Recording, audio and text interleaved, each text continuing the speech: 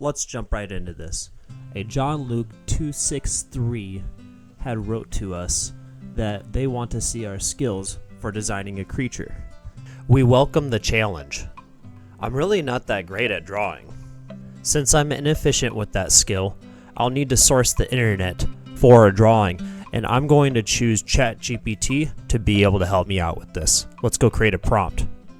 I'm only using the free version, so I had to wait for it to generate more images.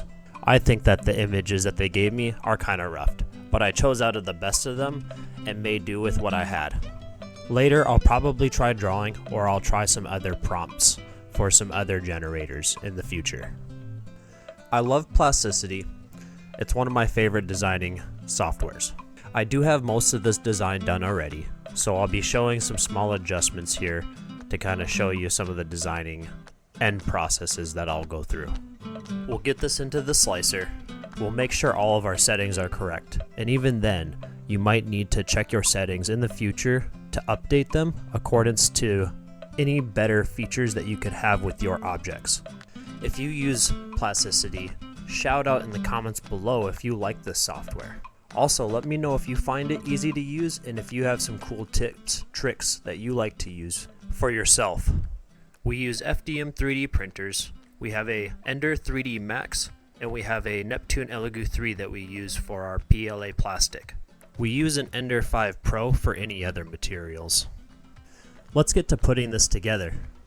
Here I'm using CA glue, which I don't mind, but it does have a lot of troubles to it. One of the biggest perks is that it holds really well. Next thing I have to do is take off any excess from the eyeballs, the ears, the legs, and the feet so that I can get the glue on this and get this all together.